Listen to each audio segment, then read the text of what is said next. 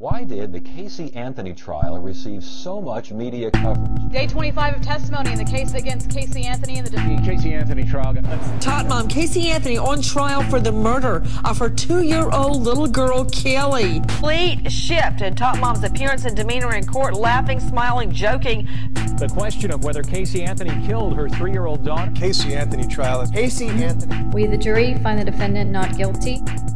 A trial by media falls in the dangerous no man's land between the right to a fair trial and the freedom of the press guaranteed by the First Amendment. The ethical dilemma calls for responsible action from the media, courts, and the public. Yet sensationalized press typically fuels a storm of controversy that has adverse effects on the justice system. People who never had any intention of becoming public figures are suddenly thrust into the limelight. Their names are broadcast across television and radio stations for days. Newspaper headlines pop off the stands, and pages after pages are published online. Remember, online material has a way of sticking around for a long time, and thus is very damaging. The news media go beyond the nature of the crime and deep into the personal lives of the accused. Speculation of guilt or innocence becomes a matter of debate not for the judge and jury, but for media moguls and talk show hosts to discuss before a global audience. Shouldn't the verdict be up to the judge and jury? Shouldn't speculation of guilt be left to the prosecutors and not a talk show host? Media focus becomes less about the crime and more about the person's character. The 1991 Rodney King police brutality case is important because it marks one of the first instances where a crime caught on camera received so much attention. This amateur footage paved the way for today's digital firestorm of video clips and sound bites. Broadcast stations are eager to air footage like this, despite being recorded by an amateur. In this case, the footage was helpful in the conviction of police officers responsible for assault. Unaware that an amateur photographer was recording the incident on videotape. Should this material be in full view of the public? Next, we examine the case of Lindy Chamberlain, an Australian woman accused of murdering her daughter while on a camping trip in the Australian outback. She said a dingo had taken her baby, and she wasn't lying. But a media circus began publishing headlines of murder, and it spun out of control. 3 decades on, it's a mystery which still fascinates Australia and a tragedy which continues to haunt Lindy Chamberlain. She returned to Ayers Rock with the TV crew to relive the moment an outback camping trip turned into a horror story. So it wasn't until I was at an angle where I could see over the top that I could see in and see Regan and see that the tent had been trashed and all her blankets. Her 8-week-old daughter Azaria had been asleep in the tent alongside her brother Regan.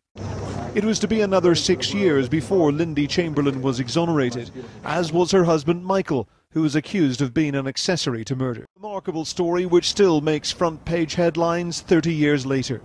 Azaria's body was never found, and for many Australians, the case that divided the nation has never been truly resolved. Australian police officer Chris Hurley arrested Cameron Dumagee for creating a public disturbance on November 2004. The accused was a member of the Aboriginal community. The officer was a white male, both of them 36 years old. The arrest was violent, and Dumagee sustained minor injuries while resisting arrest, and one grave liver injury that was deemed accidental but proved fatal. According to surveillance tapes, when Officer Hurley failed to find a pulse, he slid down the wall to a crouch and put his face in his hands.